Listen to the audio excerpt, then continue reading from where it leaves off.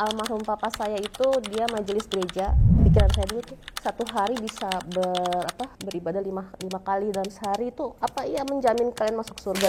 Gila ya, lu sampai doa sampai sujud gitu emang apa sih? Gak tau gimana, mungkin sebenarnya rambu-rambu dari Allah itu udah dikasih, cuman akunya nggak peka. Saya itu mendengar ajaran itu saya kayak keluar air mata aja. Saya sempat 2 bulan itu saya tidak memberitahu ke keluarga kalau saya sudah mualaf gitu kan. Sampai saat ini pun juga yang baru tahu hanya mama saya, keluarga besar belum tahu gitu kan.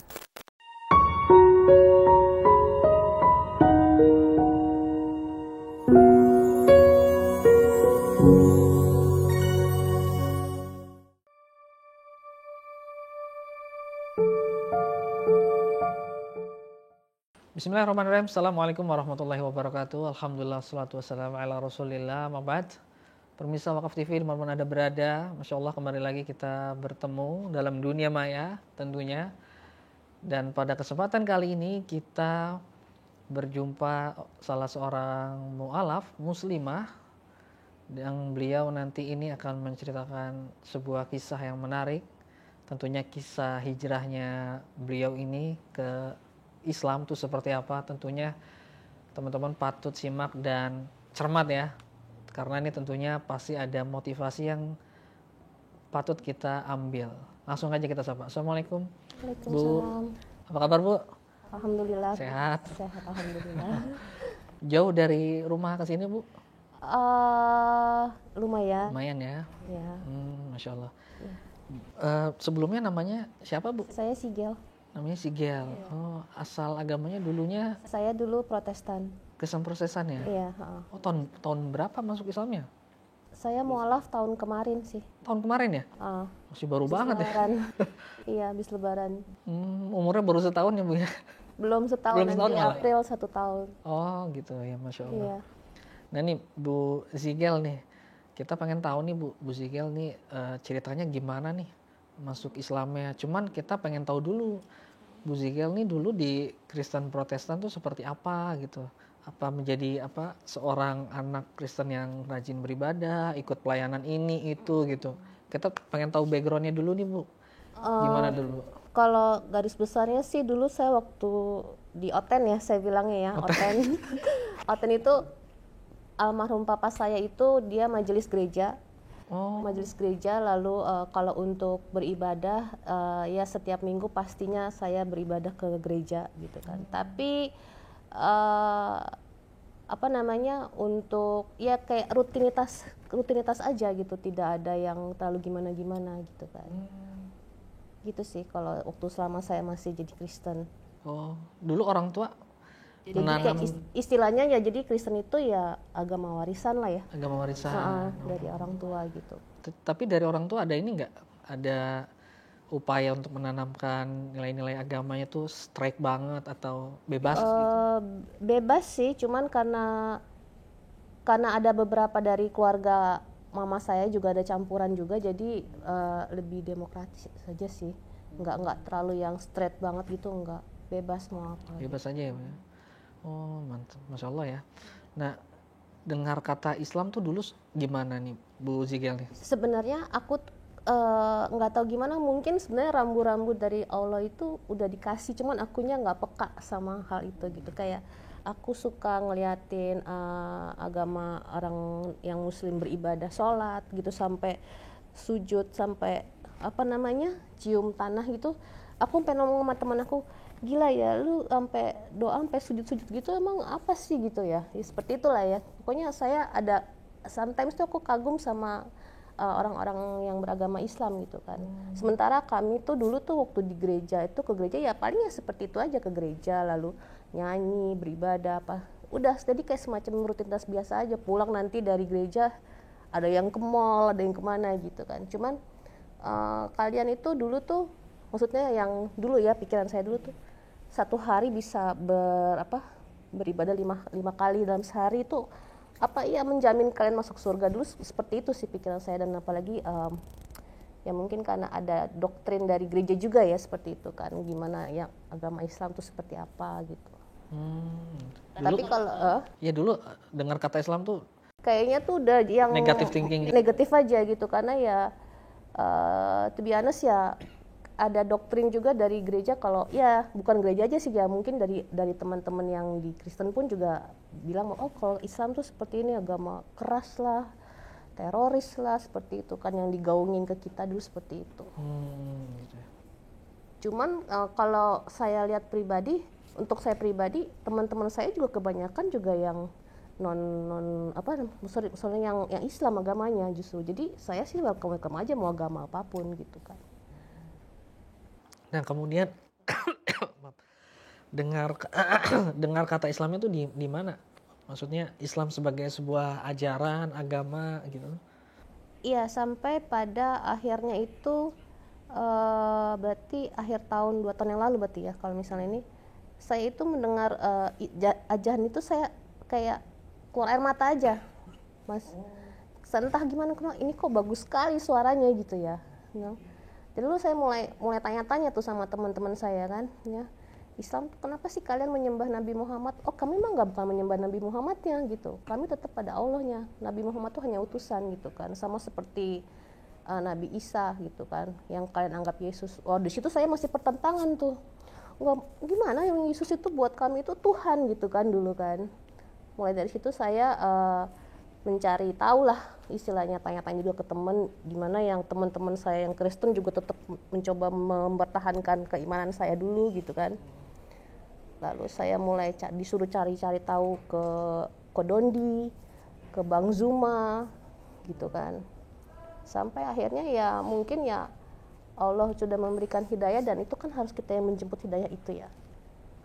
Ya saya nggak akan sia-siakan lagi, karena akhirnya saya yakin kalau memang Allah tuh satu-satunya Tuhan gitu. Dan memang Yesus itu yang dulu saya percaya dia itu Tuhan, itu ternyata dia juga cuma utusan. Jadi dari situ saya mulai percaya bahwa, mulai meyakinkan bahwa oh memang Islam itu memang agama yang paling benar. Yang benar. Yang benar, satu-satunya agama yang paling benar. Kalau yang paling berarti ada yang benar. Agama yang benar. Karena nggak ada yang nggak paling, nggak kurang gitu. Kalau paling berarti ada yang di bawah paling tuh.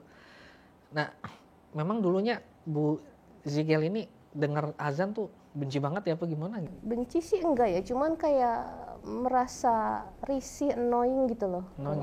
Berisik gitu ya. Berisik ya. Jadi saya berusaha menghindar, saya masuk kamar tuh, pintu apa gitu.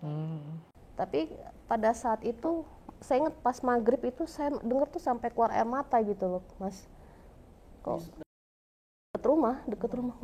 Ini kok suara bagus sekali itu. Siapa nih, apa namanya, muazinnya gitu kan ya dulu. Ya udah, semenjak itu kayak saya mulai jadi pengen tahu gitu kan. Apalagi dulu tuh zaman itu saya mencari tahu soal Islam itu ada juga oknum-oknum pendeta ya, saya bilang oknum lah ya, yang menjadi hamba uang, yang tidak mencerminkan kehidupan seorang, istilahnya tuh kami tuh dulu menyebutnya kalau pendeta itu kan dia wakil Yesus lah ya, wakil Tuhan di dunia gitu. Tapi itu mereka tuh tidak mencerminkan seorang pendeta gitu. Mereka hamba uang, lalu kayak ada di beberapa media online mereka joget-joget, mereka minta gift gitu-gitu kan. Jadi kami pun dulu tuh pada saat itu, kok begini sekali pendeta gitu ya, tidak mencerminkan kasih yang selama ini digembor-gemborkan di gereja gitu kan. Seperti itu sih.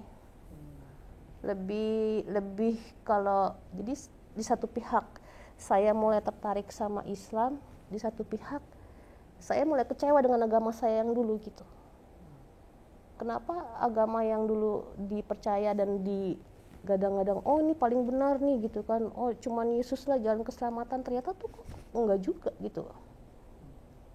Itu sih. Nah kemudian turning point-nya apa nih alasan utama, maksudnya apa karena dengar azan kemudian mempelajari Islam, atau turning point-nya tuh di mana gitu sampai syahadat? Turning point-nya ya karena pada saat itu saya konsul sama Bang Zuma. Bang Zuma waktu itu bilang dan timnya gitu, teman-teman mereka memberi saran, kalau kamu sudah meyakinkan bahwa Islam itu agama yang benar dan hanya Allah satu-satunya Allah gitu ya, yang namanya umur kita nggak ada yang tahu gitu. Yang penting kamu cukup istilahnya tuh kayak mengikrarkan dan meyakinkan bahwa memang dengan kalimat syahadat itu ya, karena itu ya siapa jadi nanti pada saat kamu meninggal pun juga kamu juga meninggal dalam Islam gitu, enggak setengah-setengah di Islam, enggak di Kristen, enggak gitu kan. Apa yang kamu takutkan gitu kan. Saya sempat ragu karena saya sempat 2 bulan itu saya tidak memberitahu ke keluarga kalau saya sudah mualaf. Oh gitu. Gitu kan. Sampai saat ini pun juga yang baru tahu hanya mama saya. Keluarga besar belum tahu gitu kan. Di situ saya juga sempat bertentangan juga, gimana ya, saya syahadat nggak ya gitu ya. Akhirnya setelah diyakinkan seperti itu ya, akhirnya saya memberanikan diri, oke, saya syahadat. Dengan Bang Zuma atau di mana? Dengan Bang Zuma. Oh, dengan Bang Zuma, Masya Allah ya. Jadi itu ya, apa namanya, mungkin karena ada pergolakan batin, ada keraguan, melihat juga keluarga dan lain-lain, itu yang jadi pertimbangannya ke situ ya. Nah, setelah masuk Islam nih, respon keluarga yang tahu gimana nih? Mungkin ibunya ya? Alhamdulillah mama saya sih sebenarnya, mama saya tidak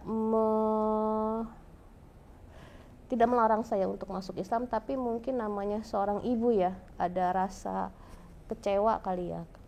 Saya gedein kamu dari kecil, kamu saya didik, itu mungkin pikirannya dia ya. Sampai dibaptis apa segala macam, ternyata ini pilihan kamu. Tapi kalau dari kita ketemu tatap muka sih nggak ada masalah, cuman mungkin dalam hatinya dia tuh gimana gitu, ada rasa kesel atau gimana gitu ya. Kalau untuk keluarga besar, saya nggak tahu apakah mereka udah pada tahu dari mama saya, atau karena kan saya keluar rumah kan juga sudah berhijab ya, atau dari tetangga atau gimana, saya tidak tahu dan tidak mau tahu gitu. Kalau untuk urusan, yang penting jangan pernah menyuruh saya atau melarang saya untuk melakukan ibadah dan kegiatan yang saya lakukan dalam keislaman saya gitu. Dengan contohnya seperti ini, saya mau belajar ngaji gitu kan, segala macam, saya ikut kajian gitu. Kalau keluarga sih yang saya bisa ceritain saat ini seperti itu. Ada nggak sih Bu Zigalnya tantangan gitu atau sesuatu yang menghambat pada saat itu masuk Islam, atau mungkin hambatan rintangan itu setelah masuk Islam gitu? Setelah masuk Islam iya sih, karena saya sempat keluar dari kerjaan gitu. Kantor saya yang dulu tidak memungkinkan saya untuk berpenampilan kalau seorang muslimah lah ya. Gitu kan,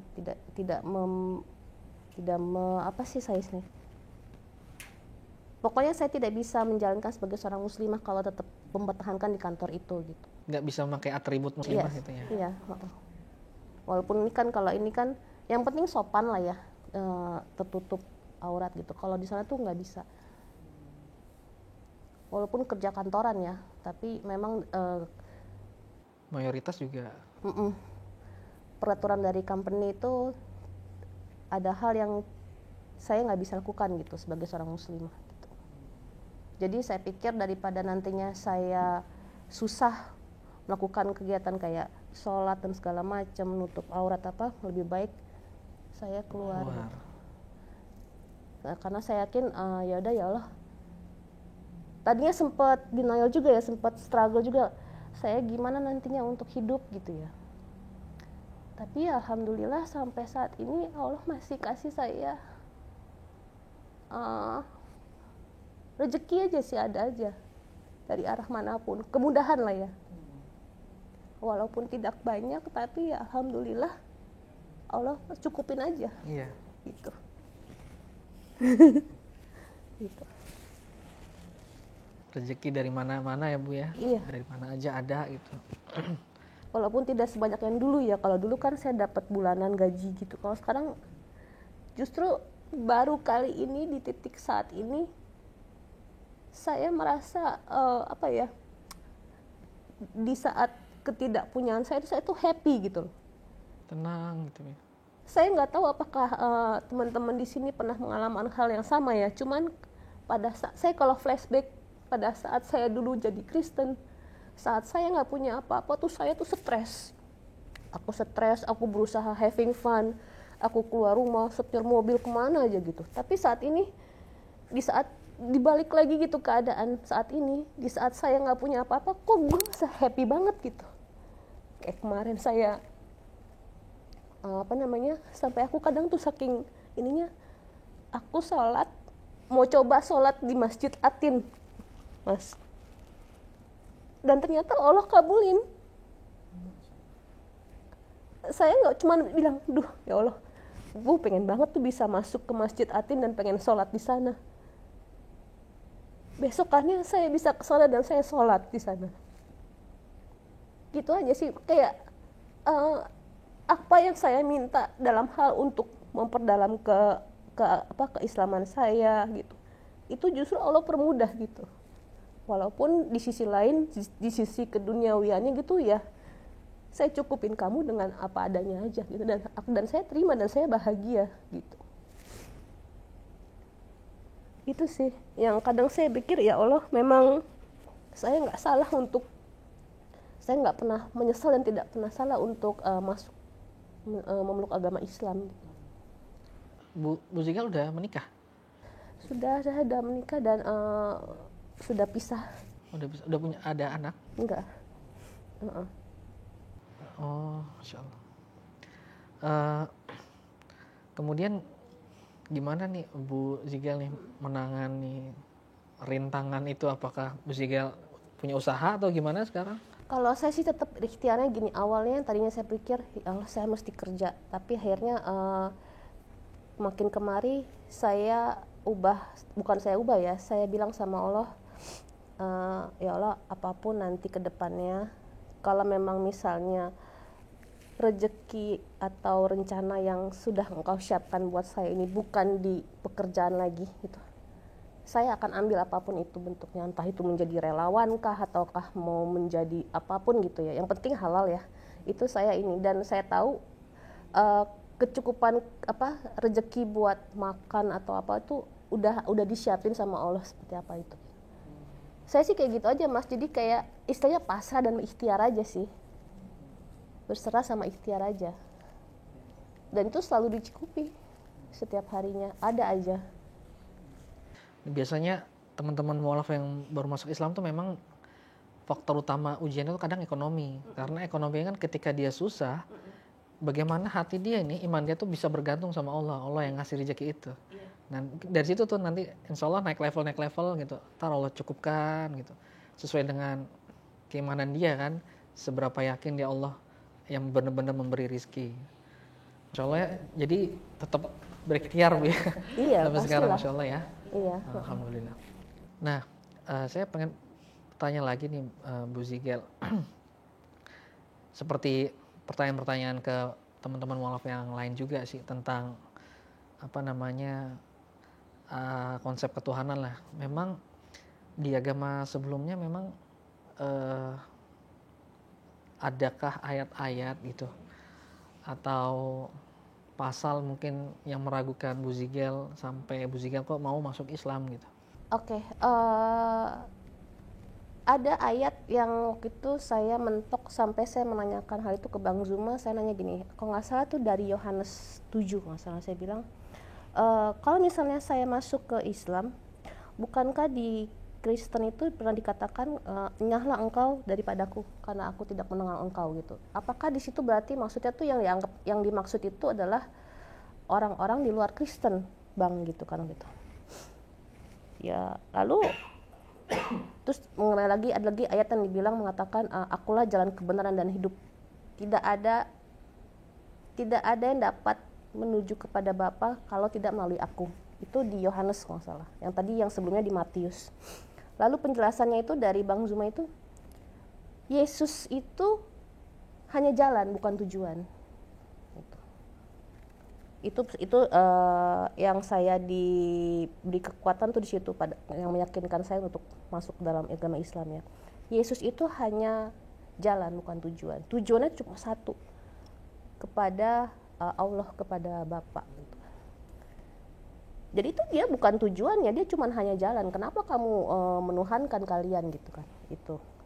Terus yang kedua, yang pada saat saya nanya, enyahlah engkau dari hadapanku gitu kan, kata Yesus di situ.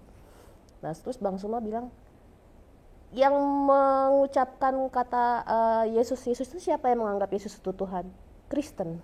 Yang apa? Pokoknya di situ aku lupa lah ya. Pokoknya intinya seperti itu dan yang dimaksud itu sebenarnya bukan agama Islam tapi orang Kristen sendiri.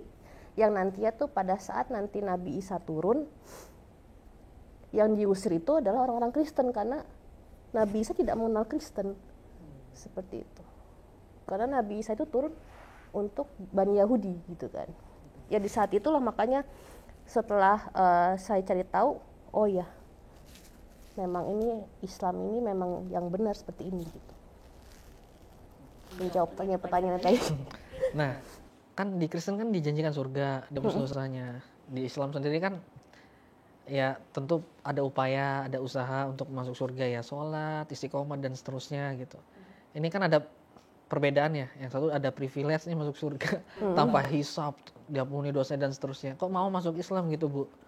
Ada nggak sesuatu yang membedakan atau apalah gitu?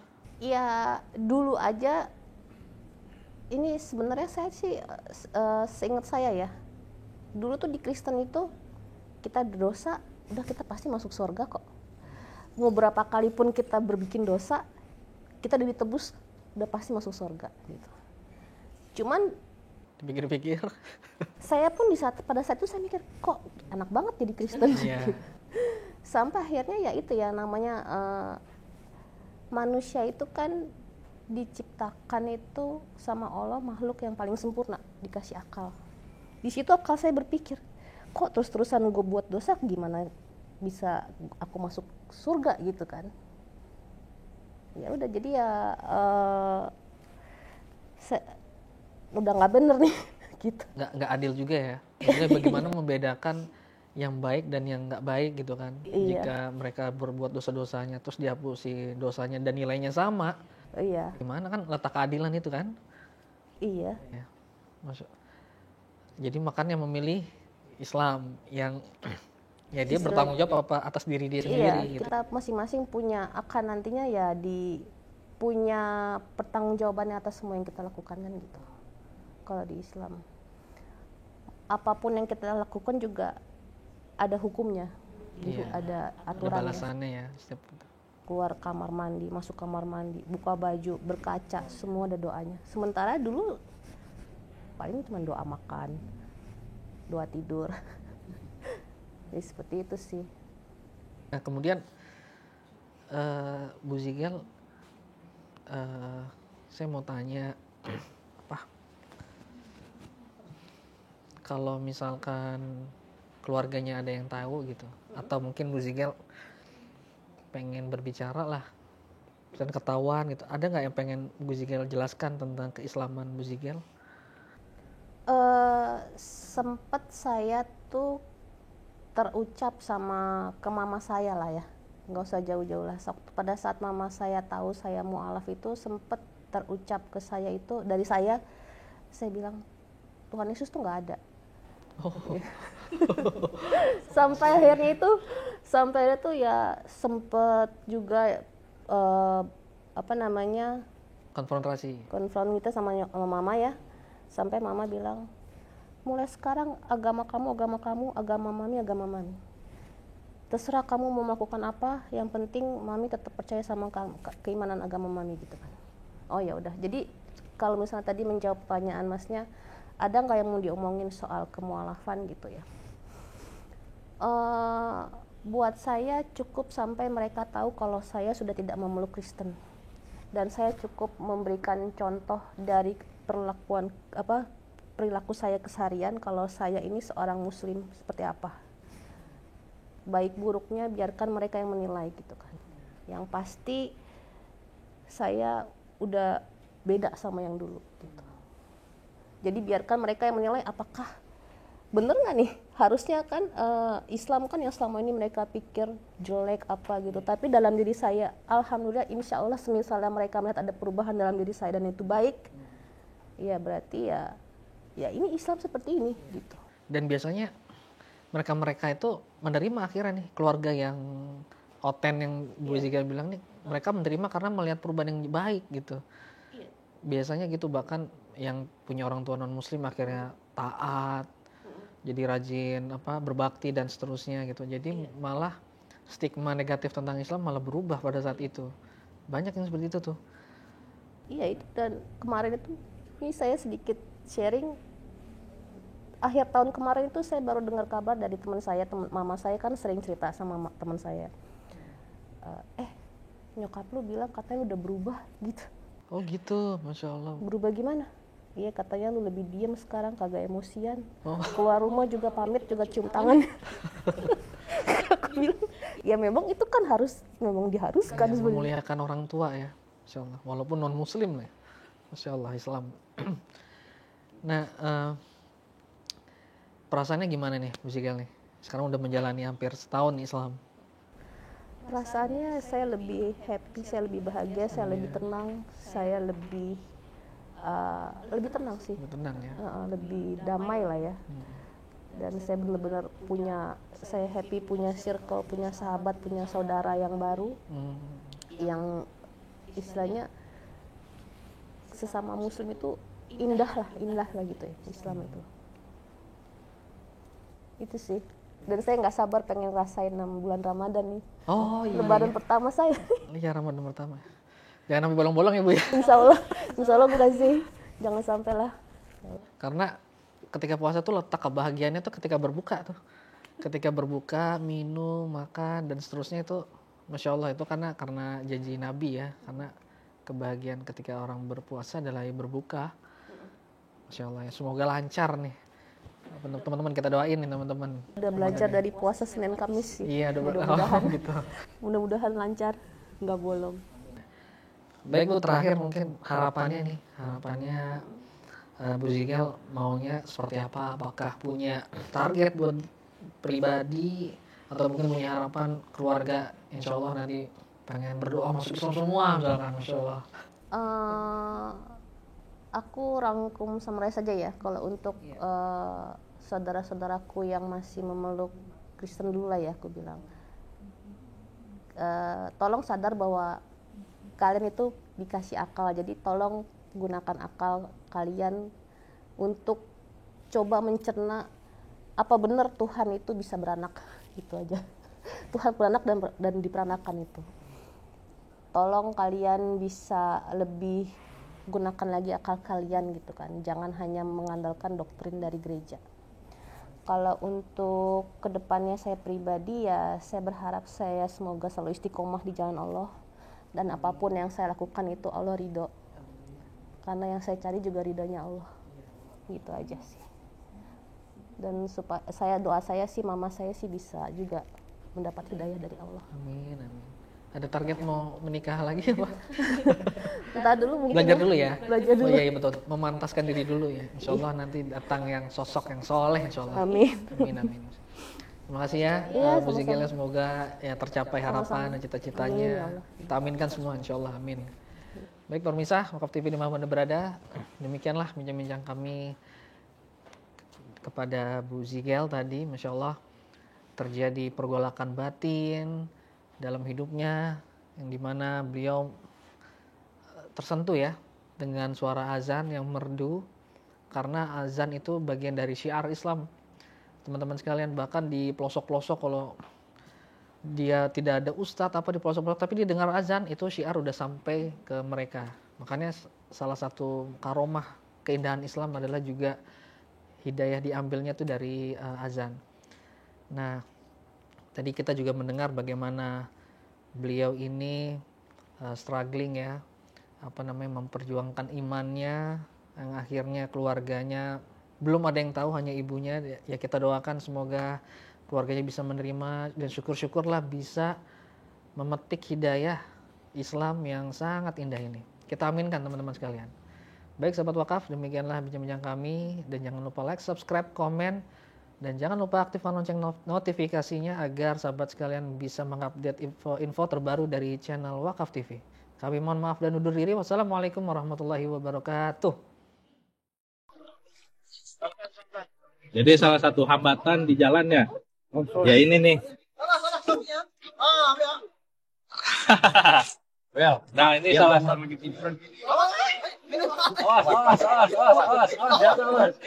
Hampir aja nih kawan kita jatuh ke sungai. Jadi memang salah satu hambatan kita itu kalau masuk ke pedalaman ya seperti ini salah satunya. Belum lagi kayu-kayu itu pada muncul dari dasar sungai. Jadi memang perlu kehati-hatian dan tingkat risikonya juga tinggi, besar ya.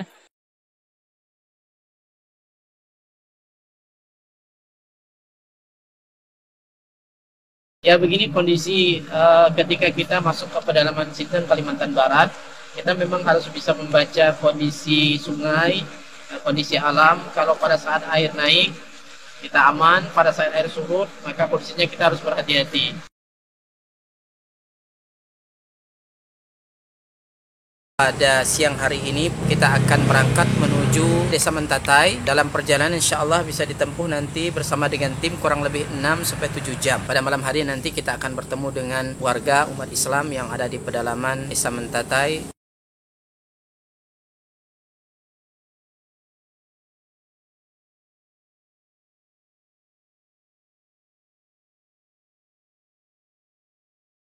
Alhamdulillah sudah kurang lebih 600 mu'alaf yang masuk Islam dengan asbab dakwah ini. Dan tentunya ini tidak hanya sebatas mereka memeluk Islam, tetapi masih banyak PR-PR yang harus kita selesaikan. Dalam hal ini kami membina mereka membutuhkan Al-Quran untuk kita sampaikan kepada mereka yang menjadi sarana mereka dekat dengan Allah Subhanahu wa Ta'ala.